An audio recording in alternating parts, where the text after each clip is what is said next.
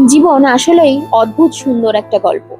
সকাল যেখানে শুরু হয় ঝাড়ু হাতে, সেই দিনটাই আবার দুপুরে এসে শেষ হয় শাপলা ফুলের বড়া দিয়ে। তাই ভাবলাম আজকের গল্পটা তোমাদেরই শোনাই। Hello everyone, welcome to my new blog. সকালটা শুরু করলাম একদম ঘরোয়া কাজ দিয়ে, কারণ বাড়িতে থাকলে একটা জিনিস নিশ্চিত, ঘুম থেকে উঠে বুঝতে পারবে আজও তোমার কাজ আছে। কাজের মাঝে নিজের যত্নটাও নিতে হয়, তাই বেশি কিছু না, সকালে বানিয়ে ফেললাম ওটস। পেট ভরবে আর মনও বলবে বাহ, আজ বেশ হেলদি। খাওয়া শেষে আবার কাজে ফিরে আসা। ঘর মুছতে মুছতে একটা কথাই মাথায় ঘুরছে, আচ্ছা আমি রোজ ঘর পরিষ্কার করছি নাকি ঘর আমাকে প্রতিদিন এক্সারসাইজ করাচ্ছে। এদিকে ব্রো বেরিয়ে পড়েছে ইনস্টিটিউটের উদ্দেশ্যে, যাওয়ার সময় মাকে আমাকে টাটা দিয়ে চলে গেল। তারপর মায়ের সঙ্গে গেলাম ছাদে, কিছু জিনিস রোদে দেওয়ার ছিল।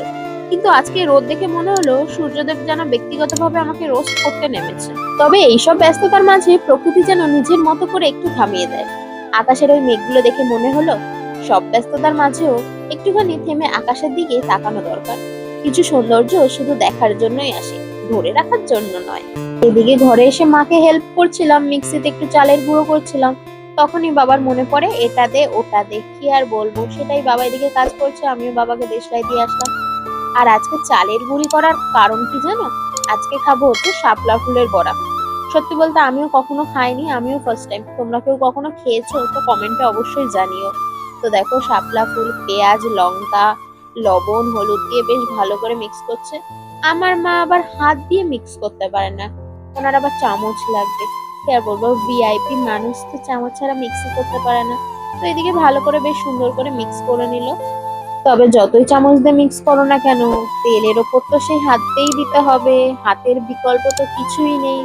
যাই হোক, মার এতক্ষণ চামচ দিয়ে মিক্স করাটা একদম বৃথা গেল, মার সেই তেলের ওপর হাত দিয়েই দিতে হলো। তবে আমার মধ্যে একটু হেজিটেশন ছিল যে কেমন না কেমন খেতে হবে। তবে ভালোই খেতে ছিল, খুব একটা খারাপ লাগেনি, মোটামুটি। খুব দুর্দান্ত এমনও বলবো না। দুপুরে খেতে বসে দেখি বাবা আমার জন্য মাছের ঝোল থেকে একটা মাছ আলাদা করে রেখেছে। এই ছোট ছোট ব্যাপারগুলোই আসলে বাড়িটাকে বাড়ি বানায়। কেউ মুখে বলে না, তবে যত্নটা ঠিকই থেকে যায়। সঙ্গে ছিল কালকের মাংস, কাঁকরোল ভাজা, আর আজকের নতুন রেসিপি শাপলা ফুলের বড়া। ব্যাস, প্লেটটা যখন সামনে এলো তখন আমার আর কোনো গল্প নেই, সরাসরি খাওয়া। আজকে হয়তো কাজের চাপটা একটু বেশি হয়ে গেছে। বললাম না সূর্যদেব আমাকে পার্সোনালি রোস্টিং করছিল, তাই খাওয়া দাওয়ার পর ভীষণ মাথা যন্ত্রণা করছিল, মাথায় রোলার মাখিয়ে ঘুমিয়ে পড়েছিলাম। প্রতিদিনের জীবনটা হয়তো খুব একটা বড় গল্প নয়, তবু এই ছোট ছোট মুহূর্তগুলো একদিন বড় স্মৃতি হয়ে থেকে যায়। কখনো কখনো এই ছোট্ট মুহূর্তগুলো মনে করেই আমরা নিজের মধ্যে হাসি। তো এই ছিল আজকে আমার ছোট্ট দিন, তোমাদের কেমন লেগেছে অবশ্যই জানিও, আর একটু সাপোর্ট করো।